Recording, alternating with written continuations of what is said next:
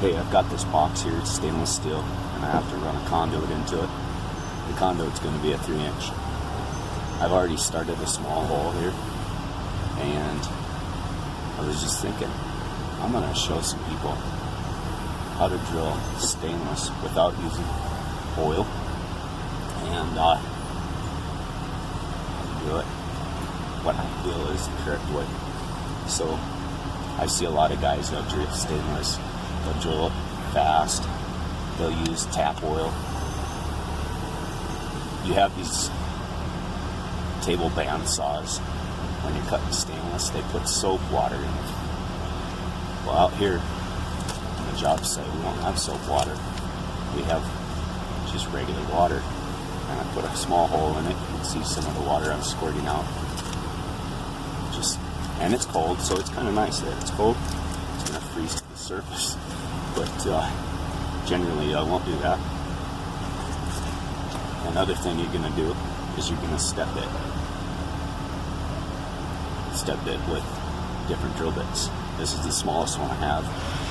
It looks like it's 1/8 inch. It's scratched on the end. I can't really tell. What I'm going to do, since I'm going up to 3-inch conduit, I have to get my knockout prepared, and the biggest drill bit that I have on site is 1/2 inch.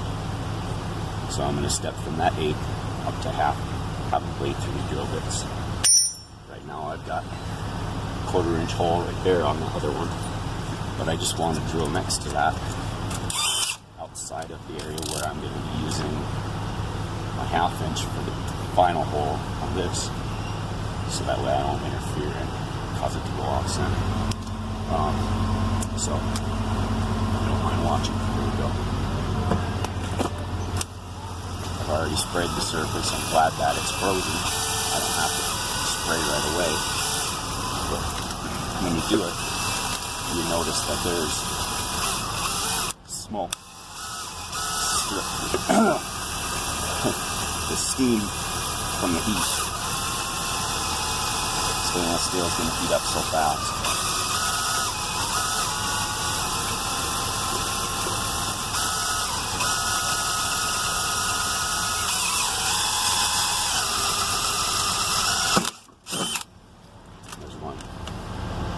Cool it off a little bit, cool off the drill bit, if I were to use the drill bit on the next hole right away. But one hole. The next size I have is 1/4 inch.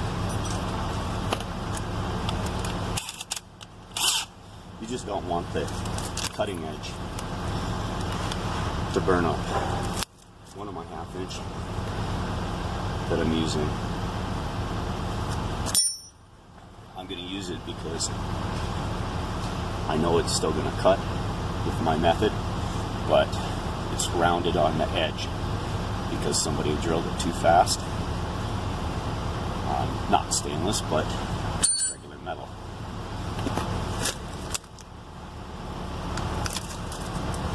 So, 1/4 inch. You can see that.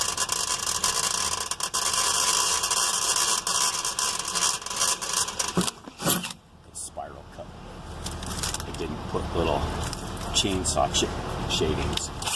It's spiral cut. Next side is 3/8.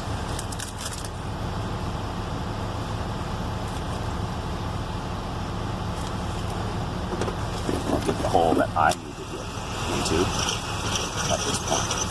The other one was just to show what's going on. So, notice I try to stay slow into the metal, and then when I get to the end, see, you don't want to do that. I pushed the trigger too hard. Slipped into high gear, but doing that, you round the ends on it. Last one is a 1/2 inch drill bit.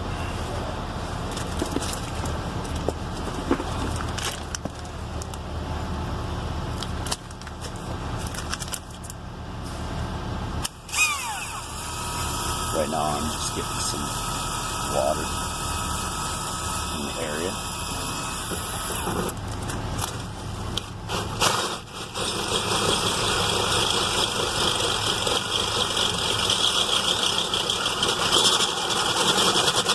This is that drill bit that's rounded.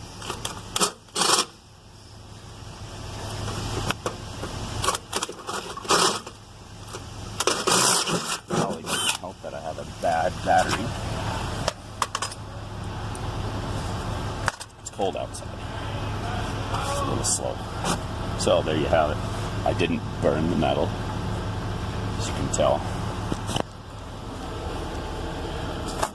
It's not blackened, blued, yellowed. It's not discolored in any way.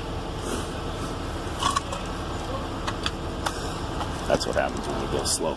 Now, my next step is to use the knockout set. So real quick before I go, I want to share the reason why there's the step bit.